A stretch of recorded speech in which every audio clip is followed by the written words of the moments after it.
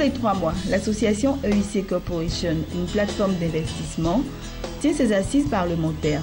Occasion pour les membres de ces clubs d'investissement et d'entrepreneurs, ces business angels, de renforcer leurs capacités. Thème de ces assises, comment réussir une analyse de crédit. 2 banquiers de la Basic et de Bridge Bank ont partagé leurs expériences. C'est important de pouvoir ajouter dans cette évaluation-là la qualité des dirigeants qui sont à la tête de ces structures et qui viennent solliciter les banques. Voilà, leur moralité commerciale. Et tout ça sont des points d'évaluation pour le banquier. Aujourd'hui, pour le banquier, il est important qu'il ait une qualité des informations financières qu'on reçoit.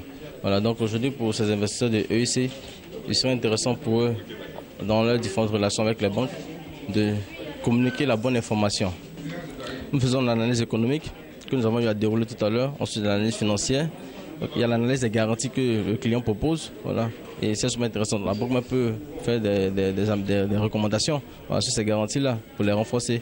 Il y a aussi l'analyse de risque, voilà, parce que dans ce risque-là, il faut que la banque puisse pouvoir mitiger tout risque de contrepartie et autres. Bien de PME se disent que l'accès au crédit est difficile, mais il fallait, au cours de ces assises-là, expliquer comment les banquiers procèdent pour pouvoir accompagner ces différentes entreprises. C'est une philosophie de prudence parce que, comme je l'ai dit au cours du panel, il faut retenir que la banque travaille avec l'argent des autres. Il y a, dans la fonction de collecte des dépôts, elle a en face d'elle des agents à capacité de financement qui peuvent lui faire donc des dépôts à terme, lui donner de l'argent. Et elle se doit de préserver cet argent. Elle ne peut pas se permettre d'octroyer ces fonds-là sous forme de crédit à des entreprises qui ne sont pas éligibles. Pour les investisseurs de EIC Corporation, il s'agit de s'inspirer du process crédit des banques pour financer les PME à fort potentiel. Cela permet de nous approprier les techniques de l'analyse crédit.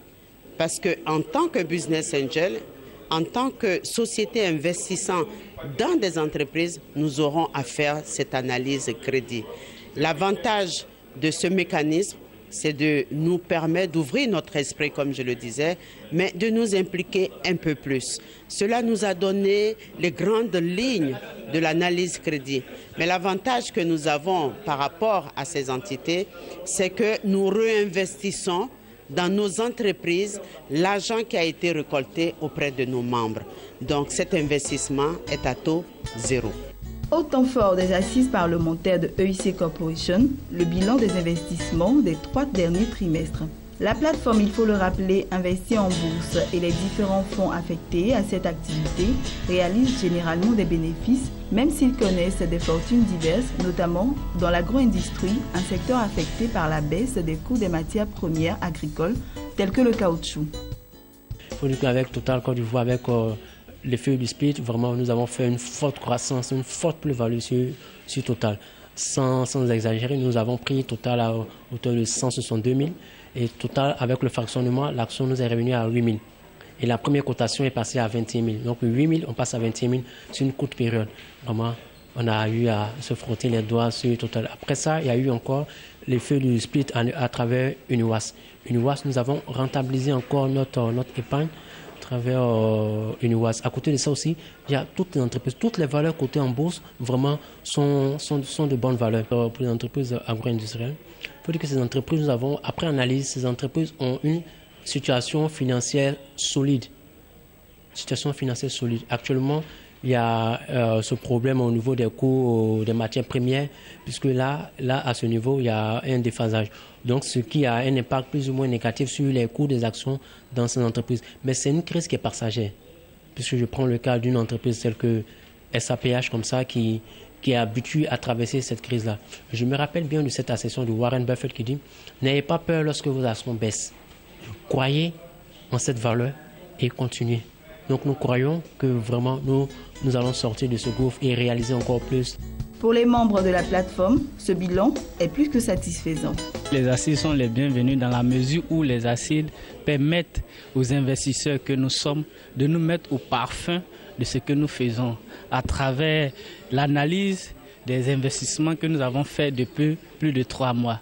Et ces assises parlementaires ont lieu maintenant tous les 3 mois, c'est-à-dire dans le trimestre, pour voir la performance du portefeuille. Et à travers EIC Corporation, ça nous permet de prendre des parts dans les sociétés. Au niveau de la BFM, aujourd'hui, au niveau de la BFM, il y a jusqu'à 39 sociétés qui sont cotées. Et par le biais de EIC Corporation, nous pouvons avoir accès à ces sociétés en prenant des parts dans ces sociétés. Et pour ma part, je me dis que EIC est une structure qui est la bienvenue dans la mesure où aujourd'hui, le mystère qui planait autour de l'investissement boursier est brisé. Ce mythe qui planait autour de l'investissement boursier, comme quoi investir en bourse est une affaire de riches, est brisé aujourd'hui.